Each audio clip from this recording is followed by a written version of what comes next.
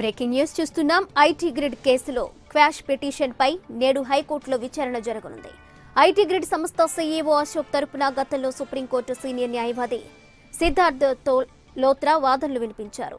మరోవైపు ఇప్పటికే అశోక్ సిట్ 2 సార్లు నోటీసులు ఇచ్చింది. అయినా ఇప్పటి వరకు ఆయన దగ్గర నుంచి స్పందన లేదు. దీంతో కోర్టు ఆదేశాలతో ఆయన్ను అరెస్ట్ చేసేందుకు సిట్ అధికారులు సిద్ధమవుతున్నారు. ఇదే అంశానికి సంబంధించి మరింత సమాచారం మా హైదరాబాద్ క్రైమ్ ప్రతినిధి కృష్ణ అందిస్తారు.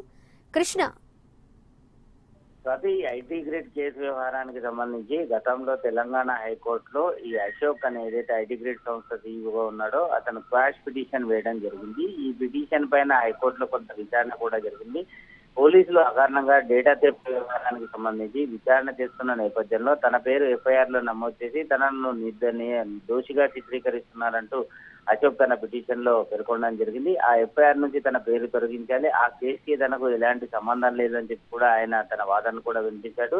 ఈ ఏదైతే అశోక్ వేసిన ఈ క్వాష్ పిటిషన్ వ్యవహారానికి సంబంధించి supreme court senior council Siddharth Luthra తన వాదనలు కూడా వినిపించడం జరిగింది. దీనిపైన హైకోర్టు సానుకూలంగా స్పందించి ముందుగా విచారణకు హాజరై తన స్టేట్మెంట్ అందజేయాలని చెప్పి కూడా అశోక్ కి తెలంగాణ హైకోర్టు సూచన కూడా చేయడం జరిగింది. ఇప్పటికే ఈ కేసు వ్యవహారానికి సంబంధించి మొదట్లో సైబరాబాద్ పోలీసులు కేసు నమోదు చేసినప్పుడు అశోక్ కి ఒక నోటీస్ ను కూడా అందించారు. అయినప్పటికీ కూడా అతను రాలేదు. ఆ తర్వాత ప్రభుత్వం ఈ కేసు దర్యాప్తు అనేది సిట్ కు బాధ్యతలు అప్పగించిన తర్వాత సిట్ అధికారులు దాదాపు 2 సార్లు కుకట్పల్లిలో ఉన్న అశోక్ ఇంటికి వెళ్లి నోటీసులు అందించడమే కాకుండా ఆయన సెల్ ఫోన్ కు ఒక SMS ని కూడా వాట్సాప్ సందేశానికి కూడా అందించడం జరిగింది.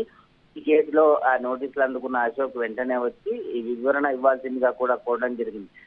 3 సార్లు మొత్తం ఈ నోటీసులకు అశోక్ స్పందించకపోవడంతో ఈ రోజు ఎలాగైనా హైకోర్టు ఈ క్వాష్ పిటిషన్ పైన హైకోర్టులో విచారణ ఉన్న నేపథ్యంలో ఈ కేసు వ్యవహారానికి సంబంధించి సిట్ అధికారులు కూడా మొత్తం కోర్టుకు తెలియజేసేందుకు ఒక పూర్తి స్థాయి వివరణ అనేది ఒకటి సిద్ధం చేశారు.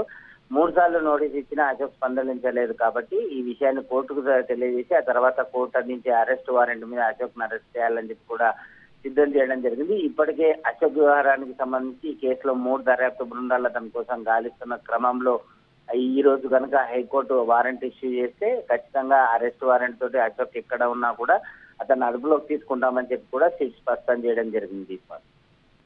Right Krishna, thank you.